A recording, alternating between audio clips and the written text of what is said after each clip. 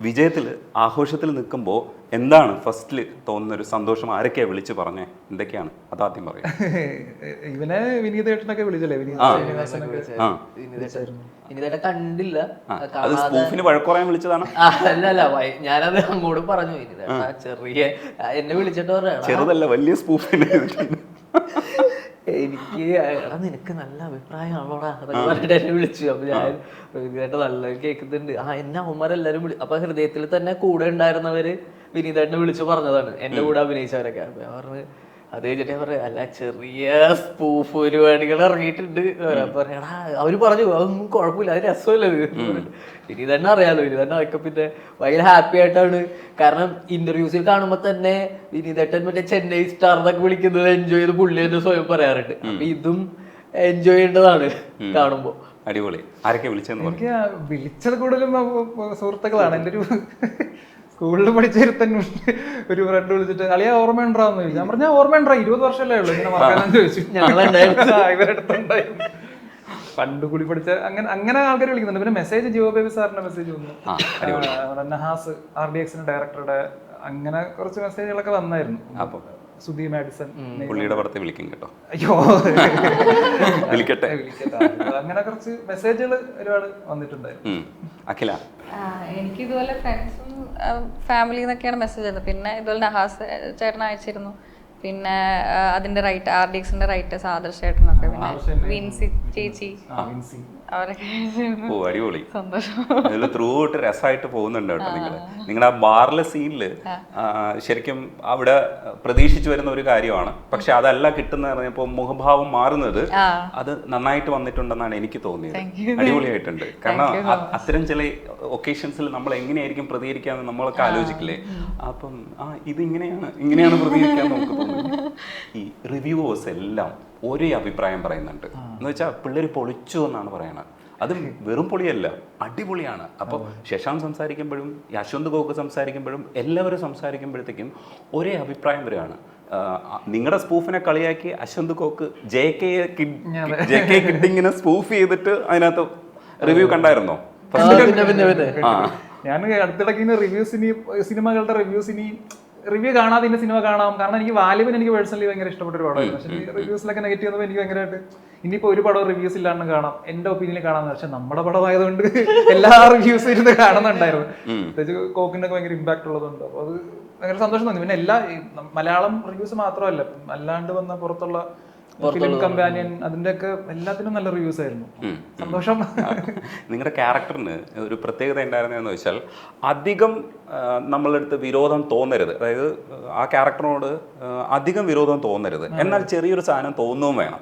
അപ്പോൾ ആ മാനറിസംസ് കറക്റ്റായിട്ട് ആ മീറ്ററിൽ ഫിക്സ് ചെയ്യാന്ന് പറഞ്ഞാൽ ഭയങ്കര പാടാണ്. നമ്മളിപ്പോൾ സാധാരണ ചെയ്തുകൊണ്ടിരിക്കുന്ന കോൺട്രാസ്റ്റ് ബ്ലാക്ക് ആൻഡ് വൈറ്റ് വയ്ക്കും. ഇതങ്ങനെ അല്ല. ചില മാനറിസംസ് ചിലർക്ക് സഹിക്കാൻ പറ്റില്ല, പക്ഷെ അത് വില്ലത്തരമാണോ എന്ന് ചോദിച്ചാൽ അല്ല. മനസ്സിലായോ? എന്നാൽ അതിൻ്റെ ഇടയിൽ കൂടെ പോകുന്നുണ്ട്. അപ്പം നിങ്ങൾ ആ 10 രൂപയുടെ സർപ്രൈസ് കൊണ്ടുവരും. അപ്പം എനിക്ക് തോന്നി ഇത് ആരുടെ കൂടെ ഞാൻ നിൽക്കേണ്ടേ എന്ന് വെച്ചാൽ മറ്റവൻ്റെ ഒപ്പം നമ്മളെ മനസ്സിങ്ങനെ നിൽപ്പുണ്ട്. അപ്പം ഇയാളുടെ കൂടെ നിന്നാലും കുഴപ്പമില്ലല്ലേ, ഇയാളായിരിക്കും ഇനി നായകൻ എന്ന് തോന്നുന്നൊരു സാധനമില്ലേ? അത് ഭയങ്കര രസമായിട്ട് എനിക്ക് തോന്നി. അതേപോലെ തന്നെ ക്യാരക്ടർ ഇങ്ങനെ പൊക്കോണ്ടിരിക്കുന്ന സമയത്ത് ചില സ്ഥലങ്ങളിൽ എത്തുമ്പോൾ ഇതിൽ ആർക്കാണ് പ്രാധാന്യം കിട്ടുന്നത്? ഇപ്പോൾ സംഗീതിൻ്റെ ക്യാരക്ടറില്ലേ, ആ ക്യാരക്ടറിനാണോ പ്രാധാന്യം, അതായത് നസ്ലേൻ്റെ ക്യാരക്ടറാണോ പ്രാധാന്യം എന്ന് നമുക്ക് കൺഫ്യൂഷൻ തോന്നുന്ന ഒരു അവസ്ഥയിൽ നിങ്ങൾ പെർഫോം ചെയ്തിട്ടുണ്ട് കേട്ടോ. പറഞ്ഞാൽ തീരില്ല, അടിപൊളിയാണ്. എല്ലാവരും പൊഴുത്തിക്കൊണ്ടിരിക്കുകയാണ്. ഭയങ്കര രസമല്ലേ? ഇപ്പൊ ഒരു ഹൈറ്റിലായിരിക്കുമല്ലേ? ഞങ്ങളുടെ പടത്തിൽ തന്നെ പറയുന്ന പോലെ നല്ല സുഖം കേൾക്കാൻ നല്ല രസമുണ്ട്. പക്ഷെ റെസ്പോൺസിബിലിറ്റി കൂട്ടും. ആദ്യം ഈ ചവർ സോങ് കണ്ട സമയത്ത് സുരേഷ് എന്ന് പറഞ്ഞൊരു ചേട്ടനുണ്ട്, ഫേസ്ബുക്ക് ഫ്രണ്ടാണ്. ആ ചേട്ടൻ ഇങ്ങനെ പറഞ്ഞാ വേണുചേട്ടൻ നിന്റെ പാട്ട് കേട്ട് ശ്യാമിനൊരു ഉമ്മ എന്ന് പറഞ്ഞിട്ട് എനിക്ക് മെസ്സേജ് അയച്ചിട്ടുണ്ടായിരുന്നു. അപ്പൊ തന്നെ ഞാൻ പുള്ളിയുടെ എനിക്ക് സാറിന്റെ നമ്പർ എന്ന് പറഞ്ഞ് ഞാൻ നമ്പർ വാങ്ങി വേണു സാറിന് ഞാൻ മെസ്സേജ് അയച്ചു. സാർ ഞാനാണെന്ന് പറഞ്ഞപ്പോൾ ഭയങ്കര രസമായിരുന്നു എന്ന് പറഞ്ഞിട്ട് എനിക്ക് മെസ്സേജ് അയച്ചു. പിന്നെ കുറച്ച് നാൾ കഴിഞ്ഞിട്ട് വേറൊരു ഇതുപോലെ ഒരു വീഡിയോ ഇറങ്ങിയോ പുള്ളി എന്നെ വിളിച്ചിട്ട് പറഞ്ഞു, എടാ അത് സംഭവം കൊള്ളാം, നമുക്കൊരു കാര്യം ചെയ്യാം, എന്റെ കുറച്ച് പഴയ പാട്ട് എടുത്തിട്ട് നമുക്കൊന്ന് കുളവാക്കാം, നീ ട്രിവാൻഡ്രത്ത് വരുമ്പോ എന്നോട് പറയുമെന്ന് പറഞ്ഞു. അങ്ങനെ ഞാൻ നെക്സ്റ്റ് ടൈം ട്രിവാൻഡ്രത്ത് പോയപ്പോൾ സാറിനെ വിളിച്ചു. ഞങ്ങൾ ഈ പരിപാടി ഷൂട്ട് ചെയ്ത് കൊളാബായിട്ട് ചെയ്തു. ഇതിന്റെ ഇടയിൽ പുട്ടുവെച്ചവളാണെന്ന് കരുതരുത്. തൂവാനത്തുമ്പികളുടെ ആ സാധനം അത് മാറുന്നത് അത് കണ്ടിട്ടാണ് സാറ് വിളിച്ചത്. അതൊന്ന് റീക്രിയേറ്റ് ചെയ്യൂ. ഭയങ്കര രസമുള്ള പരിപാടി അത്. അത്രയും സംഗതിയൊക്കെ കിട്ടുമെന്ന് അറിയില്ല. അത് നിറത്തിലേക്ക് മാറുന്നത് എനിക്ക് ഭയങ്കര ഇഷ്ടമാണ്. അവിടെ വന്നിട്ട് ഈ പ്രദക്ഷിണ വീഥികൾ ഇടറിവിണ്ട പാതകൾ ഹൃദയ സംഗമത്തിൻ ശിവേലികൾ തൊഴുതു ആ ആ ആ ആ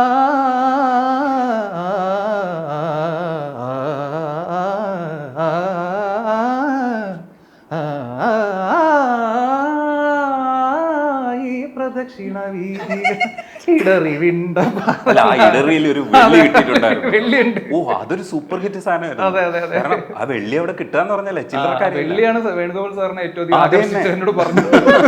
അല്ല, അവരൊക്കെ തലകുത്തി ശ്രമിക്കായിരിക്കും അങ്ങനെ ഒരു സാധനം വരുത്താൻ വേണ്ടിട്ട്. ഇപ്പൊ ഈ ഗൗരിലക്ഷ്മി ഇടയ്ക്ക് പാടുന്ന സമയത്ത് ഗൗരിലക്ഷ്മിക്ക് ഈ സാധനം ഹസ്കി സാധനങ്ങൾ കിട്ടുന്നുണ്ട്. അപ്പൊ ഞാൻ പറഞ്ഞു, ഈ ചിത്ര ചേച്ചിയൊക്കെ തലകുത്തി നിന്ന് ശ്രമിക്കുന്ന സാധനമാണ്. അതേപോലെ നിങ്ങൾ ആ വെള്ളി വീഴ്ത്തിയപ്പോഴേ അവരെല്ലാം ഞെട്ടി. കാരണം അത് ശരിക്കും വെള്ളി വീഴ്ത്താൻ വേണ്ടി വീഴ്ത്തിയതാണ്. ഇടറി നല്ലതാണ് പറയുന്നത്. അപ്പൊ അവിടെ ഇടറിയാൽ കുറച്ച് നന്നായിരിക്കും തോന്നി. അങ്ങനെ ഇടറിയതാണ്. സൂപ്പർ പരിപാടിയാണ്. അല്ല, ഇപ്പം എനിക്ക് തോന്നുന്നു മൈക്രോ ബയോളജിസ്റ്റ് ആയിരുന്നു, എന്നിട്ട് ഇങ്ങോട്ട് ഷിഫ്റ്റ് ചെയ്തത് എപ്പോഴാ? അത് ഞാൻ മൈക്രോബയോളജിസ്റ്റ് ആയിട്ട് വർക്ക് ചെയ്യായിരുന്നു നാട്ടിൽ തന്നെ. പിന്നെ ഒരു സ്റ്റേജ് എത്തിയപ്പോൾ ഞാൻ വിചാരിച്ചു നിർത്താം, കുറച്ച് ഒന്നിക്ക് PhD അല്ലെങ്കിൽ PSc നോക്കാമെന്നുള്ള രീതിയിൽ ഇങ്ങനെ റിസൈൻ ചെയ്യുമായിരുന്നു ഞാൻ. എന്നിട്ട് അപ്പോൾ അത് കഴിഞ്ഞ ഉടനെയാണ് എനിക്ക് അനുരാഗിലേക്ക് എന്നെ കിരണേട്ടനും ആദർശേട്ടനും ഒക്കെ എന്നെ വിളിക്കുന്നതും അതിൽ നിന്ന് പൂവനിലോട്ട് എത്തി, പിന്നെ അതിൽ നിന്ന് ഇങ്ങോട്ട് എത്തി. അങ്ങനെയാണ് ആ ജേണി. അടിപൊളി. ഇനി കുറെ കൂടെ പ്രൊഫൈൽ മാറുമെന്ന് വിശ്വസിക്കുന്നുണ്ട്. അങ്ങനെയാണ് ആഗ്രഹം. മാറട്ടെ, നല്ല രീതിയിൽ മാറട്ടെ. ഇപ്പൊ ഗിരീഷ് ഏടിയുടെ മൂന്നാമത്തെ ഹിറ്റ് സിനിമയാണ്. അപ്പം 2 വിജയിച്ച ഒരാളാണ് വിളിക്കുമ്പോ നേരത്തെ പ്രതീക്ഷിച്ചിരുന്നോ ഇതും ഹിറ്റ് ആകുമെന്ന്? പ്രതീക്ഷ ഒരു മിനിമം ഗ്യാരണ്ടി ഉണ്ടല്ലോ. പോരാത്തതിന് ഭാവന സ്റ്റുഡിയോസ് ആണ് പ്രൊഡക്ഷൻ എന്ന് പറയുമ്പോൾ നമുക്ക് അത്രയും ഹിറ്റ് സിനിമകൾ എടുത്ത ഒരു ടീമിന്റെ കൂടെ ചെയ്യാന്നൊക്കെ പറയുമ്പോൾ ഭയങ്കര ഒരു എക്സൈറ്റ്മെന്റ് ആയിരുന്നു. പിന്നെ ഗിരീഷ് ചേട്ടന്റെ പിന്നെ തണ്ണീർമത്തൻ ശരണയൊക്കെ നമുക്ക് അറിയാവുന്നതാണല്ലോ. അപ്പോൾ ആ ഒരു പ്രതീക്ഷ ഉണ്ടായിരുന്നു. പക്ഷെ ഇത് ഇത്രയും ഹിറ്റാവുന്ന ഒരിക്കലും നമ്മൾ എല്ലാവരും ഇപ്പൊ ആ ഒരു എന്തോ ഒരു സ്റ്റേജിലാണുള്ളത്. ഞാൻ വൈഫിനോടൊക്കെ പറഞ്ഞുകൊണ്ടിരുന്നത് ഇത് തന്നെയാണ്. പടം ഓടിയാലും ഇല്ലെങ്കിലും ഭാവന സ്റ്റുഡിയോസ് ചെയ്ത് പ്രൊഡക്ഷൻ ചെയ്യുന്ന പടമാണ്, ഗിരീഷ് ഷെട്ടിയുടെ ഡയറക്ഷൻ ആണ്. ഈ ഒരു പ്രൊഫൈൽ വെച്ചിട്ട് നമുക്ക് ഇങ്ങനെ പോയി പറയാം, ഞാൻ ഇവരുടെ പടത്തിൽ ഞാൻ അഭിനയിച്ചിരുന്നു, ഇങ്ങനെയൊക്കെയാണ് നമ്മുടെ ഒരു സ്വപ്നം അത്രയൊക്കെ ഉണ്ടായിരുന്നുള്ളൂ. ഓവർ അംബിഷ്യസ് ആയിട്ടില്ല. നമുക്ക് അറിയാം പടം മേ ബി ഭയങ്കര ഒരു ഇതാവും, പക്ഷെ ഇത്രയും അതെങ്ങനെ അത് പ്രോസസ് ചെയ്യണം എന്നുള്ളൊരു.